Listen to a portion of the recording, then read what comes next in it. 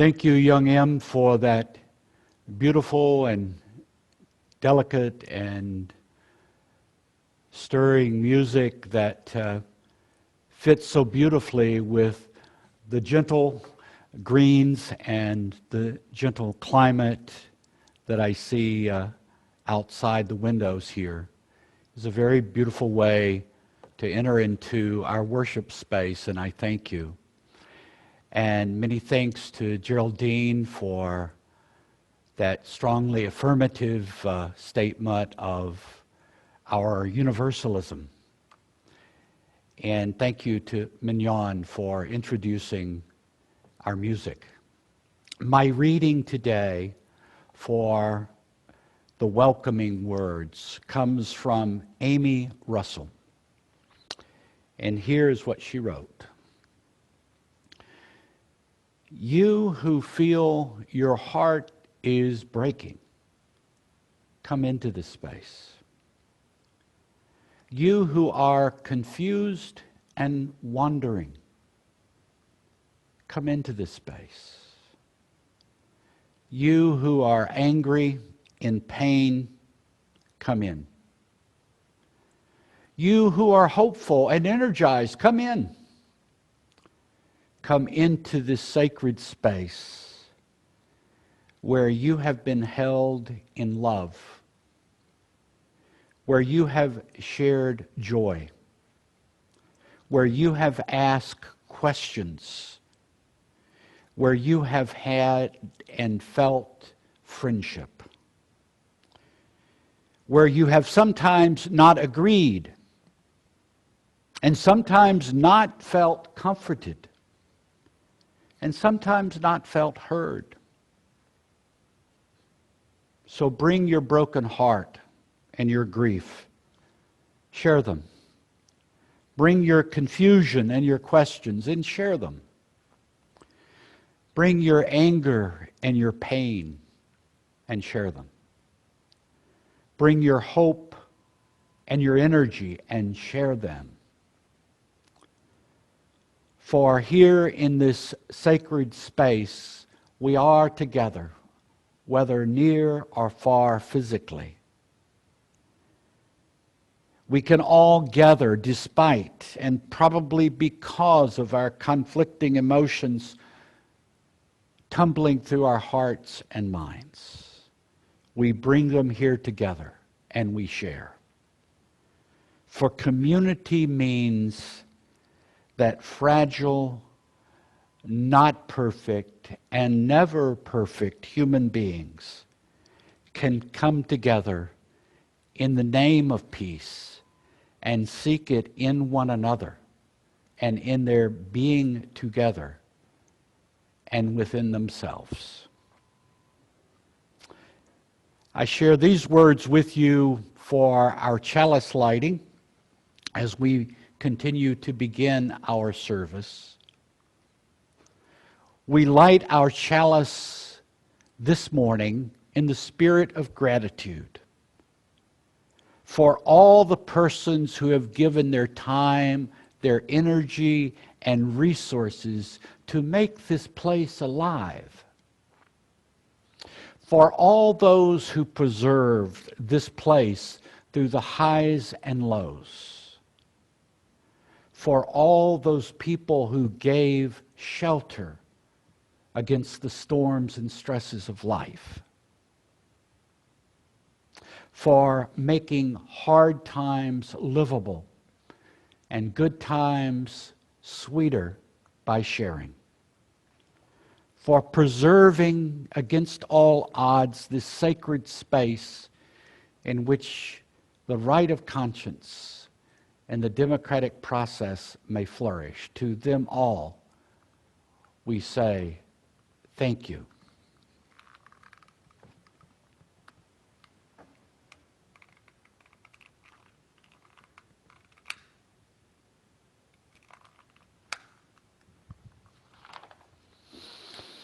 Pam, thank you for that powerful story. And Mignon, thank you for letting us sing a song from a Welsh person, since that is my primary heritage. I appreciate it. In 1637, long ago, in Dedham, Massachusetts, a group of people gathered together wanting to form a congregation. And they did so under the auspices of a freedom they felt to create something out of their heart and minds that was new and vital. And as they gathered, they created certain ideas of how they would be together. They would form around the idea of a covenant because they knew their ideas were going to be diverse. They were going to be radically self-managing, at least radically so in the context of their historical experiences. It was going to be a lay-led and lay-governed experience of religious community. 10 years later, in what is now known as the Cambridge Platform, some of those ideas of a congregation governing itself were laid down for posterity to admire. And you can see today this template: self-governing, a voluntary association, coming together for common purpose, bound together by a covenant,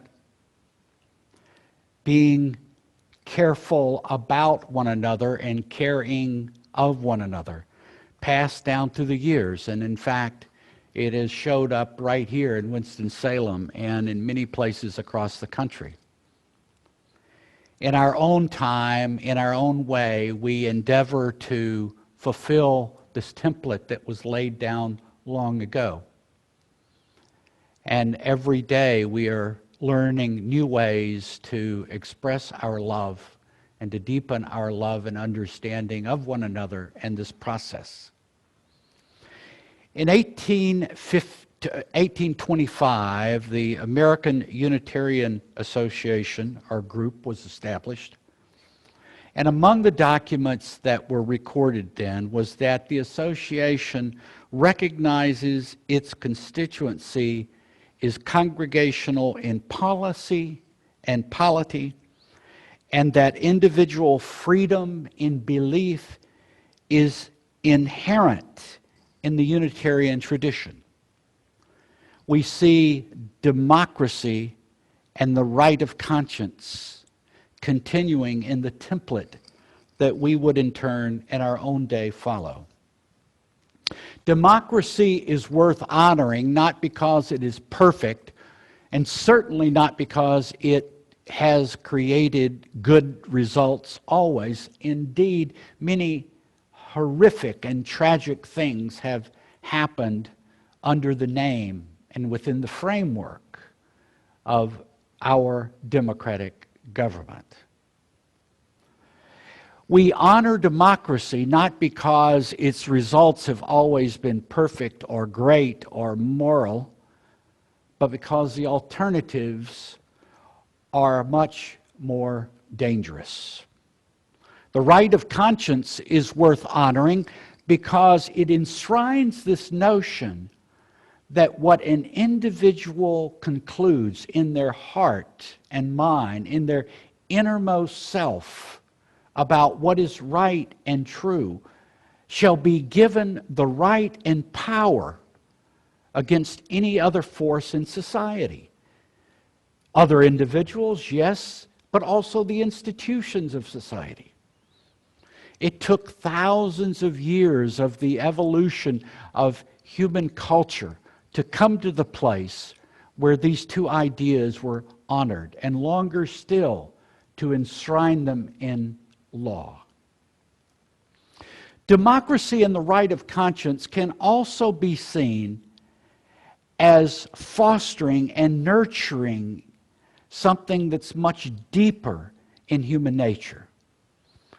And that is two things that are things that cannot ever be taken away from the human condition. That is the desire to be a self, to be a person, and the desire to and the need to work with others. These two forces are permanently part of our human condition, and it is what our fifth principle addresses. The right of conscience within the framework of a religion in America is rare.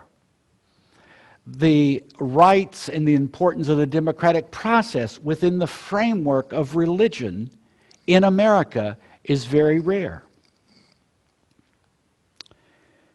The right of conscience sometimes creates a potential destabilizing element into our common life. If each person is free to follow their own conscience, to be guided by something that is inner, and if those beliefs clash or differ from others, as is inevitably the case, how are those differences managed? For any time people are gathered together in community, there will be practical matters that have to be decided that can only be decided by people working collaboratively. How do we manage and navigate the rights and freedoms of others that we claim for ourselves? We do it by balancing the right of conscience in the democratic process, and that is why these two ideas are woven into one principle in our statement of principles. Every UU congregation on earth, and certainly this one as well, is daily practicing how to balance these two things. It is a delicate balance. And it is a dance that is guided by the norms and culture of a congregation, the covenant of a congregation, and the 7 principles of a congregation, and the common experience of being human. Now, we can easily discern the common experience of being human. We all have joys and sorrows and tragedies and challenges that we see in one another and experience in ourselves and seek comfort from others for our challenges. The human connection on the emotional level is not hard to find, nor is it difficult to conjure up the culture of a congregation that is created by its history. But it's the other two elements, the covenant and the principles, that sometimes are not present in a congregation.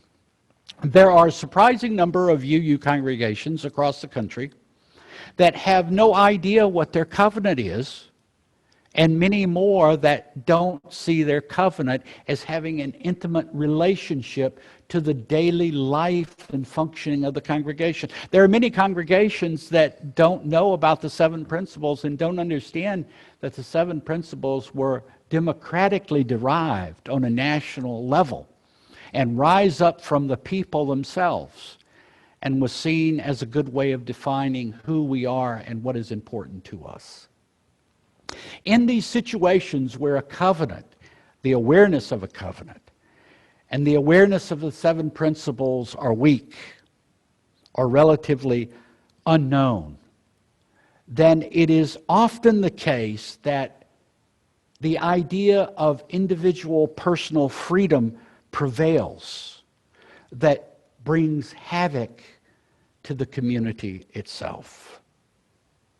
And in certain situations, there is brought about, under these conditions in which the covenant and the principles are really not an ongoing influence, more and more a congregation might drift toward the idea that a congregation is a private club of limited membership, with only a certain type of person really welcomed.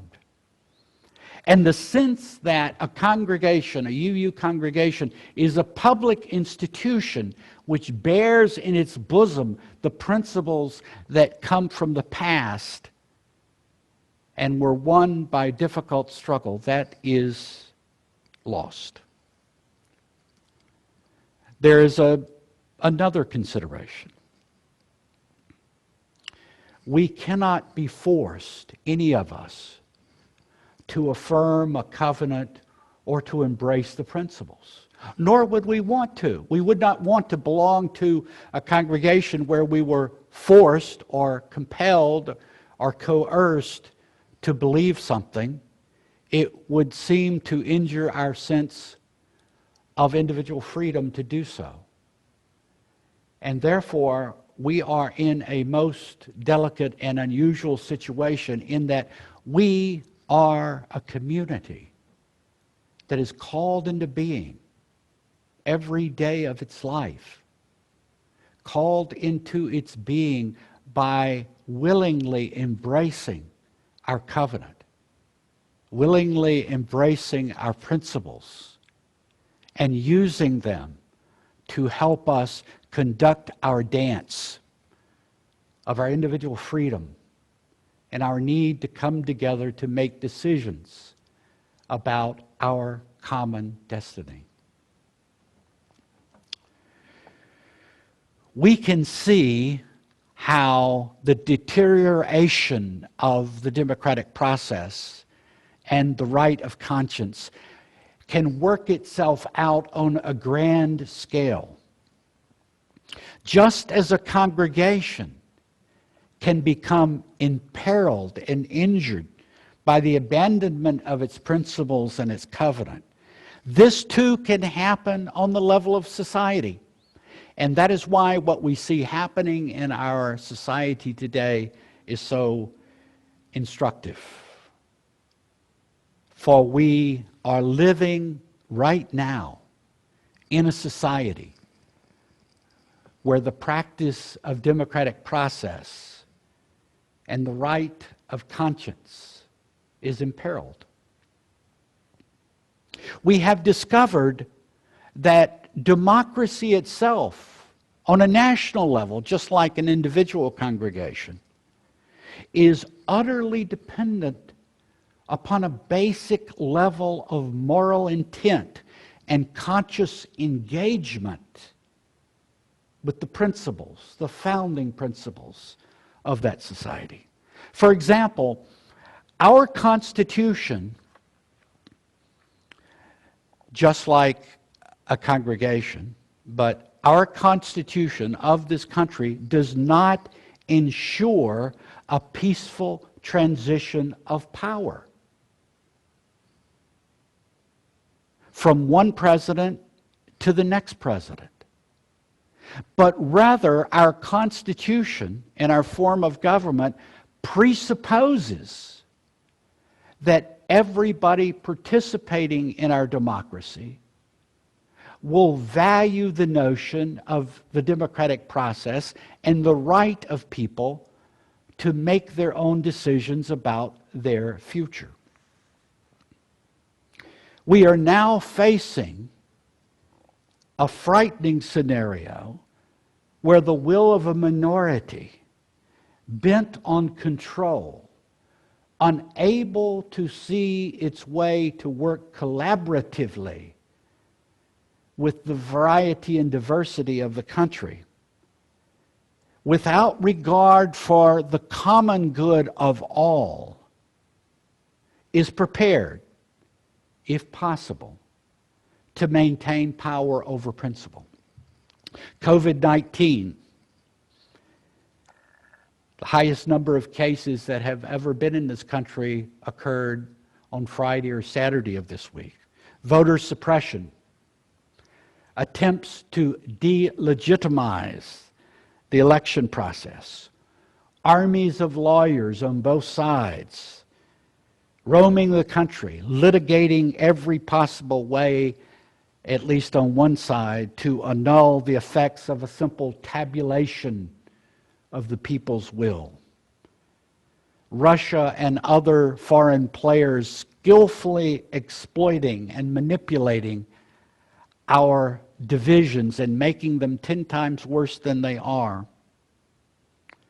Corrupt politicians who have been lost to the allurements of power and money. And other forces are at work during these times, making this moment fraught with danger. But I am hopeful, and hopeful signs are emerging. Not a second too soon.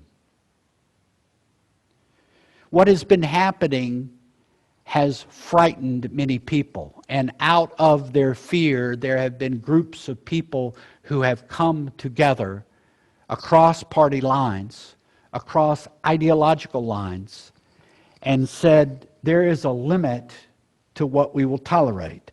And people are joining hands who have not joined hands since I don't know when, or maybe never, and they have come to identify themselves as Americans and not part of partisan power groups. And that is one reason I am hopeful. Another reason I am hopeful is that people are rising up. 56 million people have already voted. I and my family are among them. I hope all of you are among them. There are serious political analysts who say that as many as 155 million people may vote in this cycle.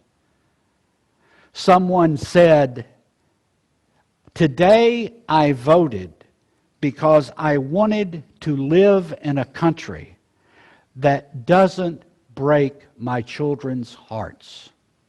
Another reason I am hopeful is because women are coming out and running for office. They've said, enough is enough. We must bring the power of women into our politics. And a lot of women are showing up to run for offices all across this country. A very hopeful sign. Another reason I am hopeful is that I hear in the melee of politics that we are entering into, I hear things being discussed that have never been discussed on the national level of politics, such as caring about the environmental crisis, trying to do something about the environmental crisis that is slowly unfolding. For all these reasons, I am hopeful, but the final and most powerful reason I am hopeful is because of people like you. People like you who care. People like you, and I know many of you have worked for candidates that you really think very highly of, and I salute you.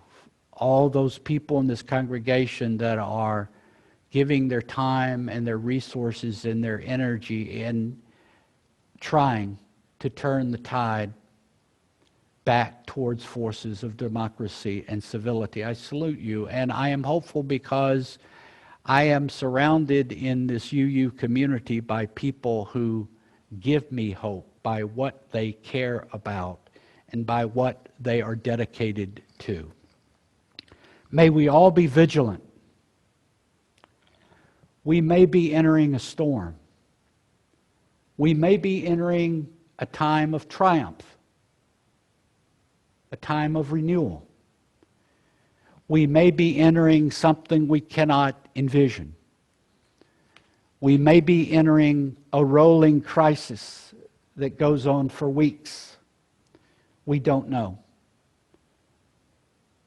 We must be resilient and watchful, and we must take care of ourselves.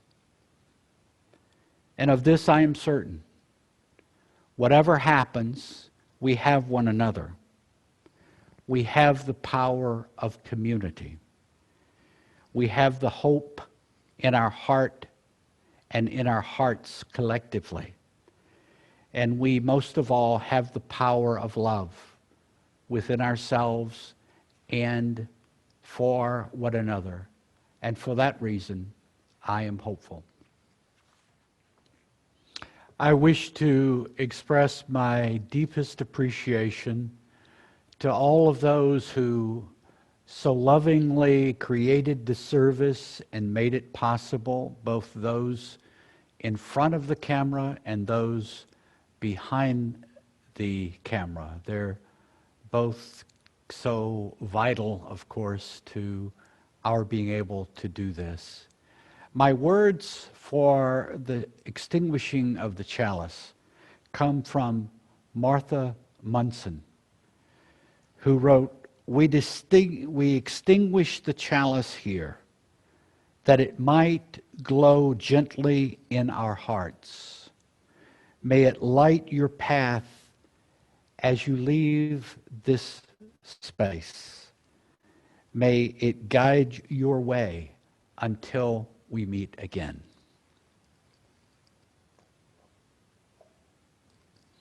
And my words of benediction come from Heather Starr, who wrote, may whatever gathering or activities we engage in this week help restore us, restore our connections to one another, restore our sense of hope, beauty, and fun in this world.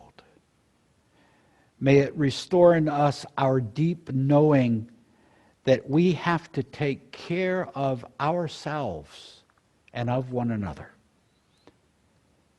May it restore life within us with love and joy.